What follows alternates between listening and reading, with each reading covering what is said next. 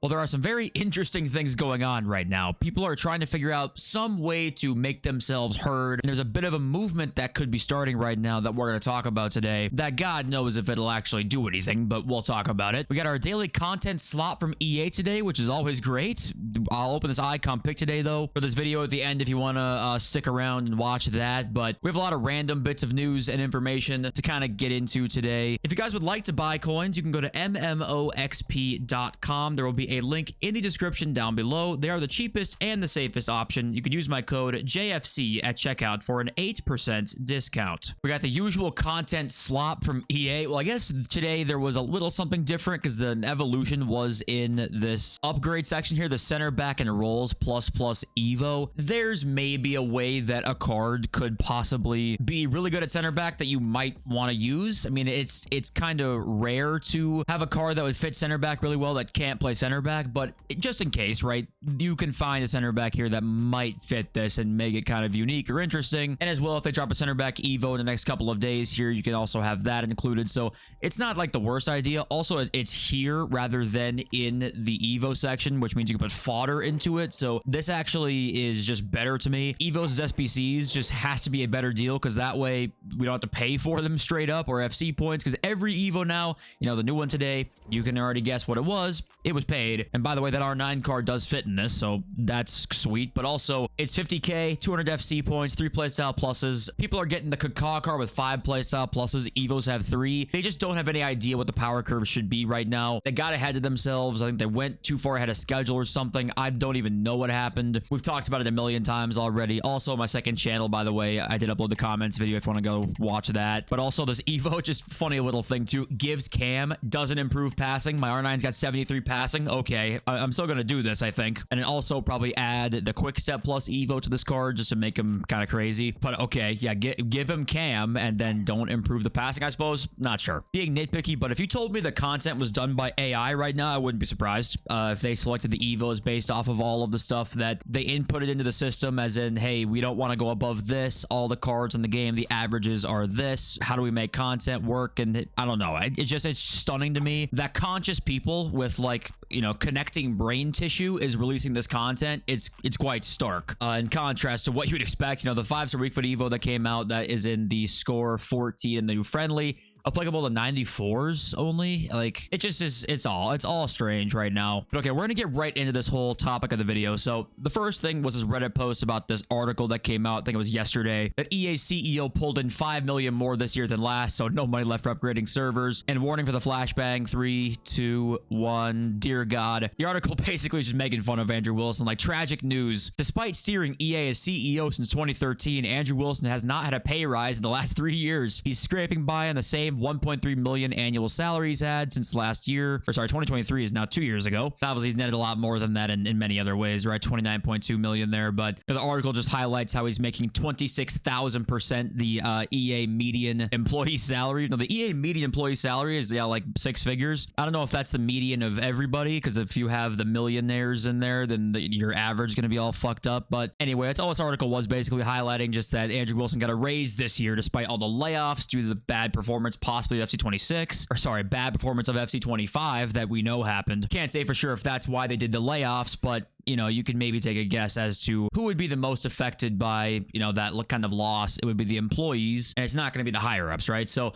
Moist Kano here, who I think watches the channel. If you're watching this video, let me know. I forgot exactly what his YouTube name is, but this is now the second time I'm seeing this. And the other one was from a trader, but this one now, once again, Moist Kano has more of an insight on this. So he says, apparently there are possible plans in the works of ruining 26 very early by pumping bot coins into the market to destabilize it. It'll be interesting to see if it unfolds. Talks between former and current streamers, as well as with some of the bigger trading groups, apparently. Now, how true is that? How much of this has spread already? I'd love to know if you know. If anyone out there knows and is in trading discords, this has been brought up before. He says it would be a twofold attack because A, pumping coins in the market will inflate everything, obviously create a weird and horrible market, and B, it would force EA to wield their ban hammer at innocent victims at a large scale. The hope would be that the press covers it, but who knows? So that's kind of what a lot of these movements tend to actually be, is less so the pure effect of it and more so will this gain like traction, because EA does not want their PR hurt. And when they actually have like big name celebrities or athletes come out and talk bad about the game, that actually means a lot to them, even though you wouldn't expect that to. Their PR means a lot to them. So if there's ever like a lot of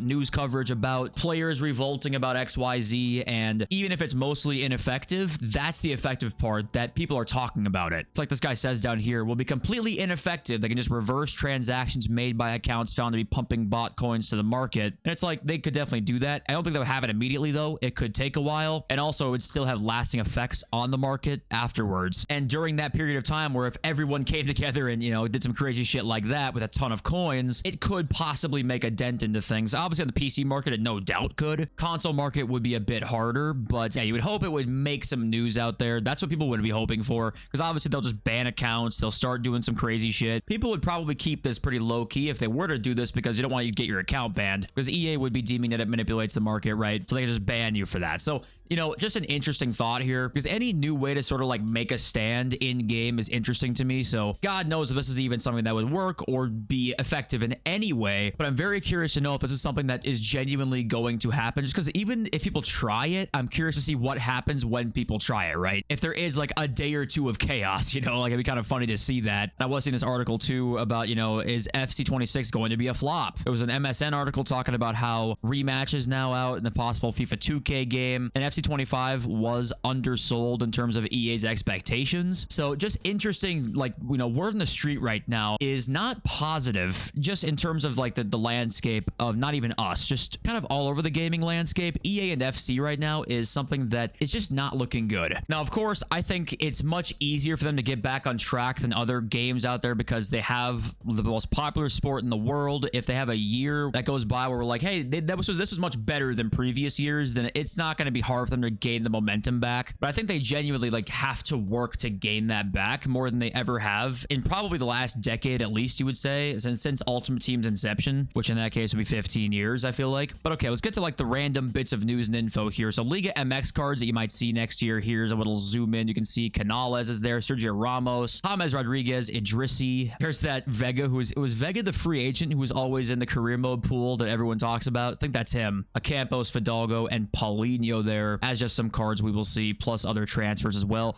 Then we got some news about the Brazilian league though that is new and kind of interesting though. So apparently we got another like article today talking about it, and agreement to return has been reached, so we knew that already, but pressure from the players like Neymar was key actually in the addition apparently. So players wanted it back in the game as well, and then also it's likely added by update and not at launch, which I think also is very interesting. I wonder if that was maybe not planned, I would say, but I think maybe EA wouldn't mind that, because it's just something new they can add in the middle of the year, and they can maybe make a whole promo or make some content out of adding the Brazilian league in by update. Now, the source is questionable here in terms of like, I don't know how good this source is. I don't know, because they just do like football news and stuff, so I don't really for sure know how legit this source is. But taking them for at their word, it would be likely added by update, which is, yeah, I mean, what do you think about that? Have it be a big addition next year. We don't see it until like February, and it's like, you know, 6 months of the game, or 6 months into the game, right? And one of the most viral tweets of the day was just simply this: